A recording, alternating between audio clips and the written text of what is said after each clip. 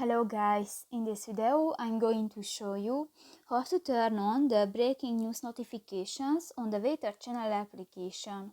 But first of all, I just want to mention, please don't forget to subscribe to our channel, because at 100,000 subscribers we are going to show you our YouTube revenue statistics and growth strategy, how to make money online. So let's jump into it. First of all, open the application on your device.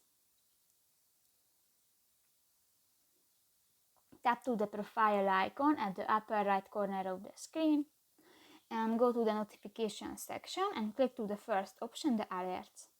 Scroll down and go to the breaking news button, and if you tap to the white circle, this function is enabled.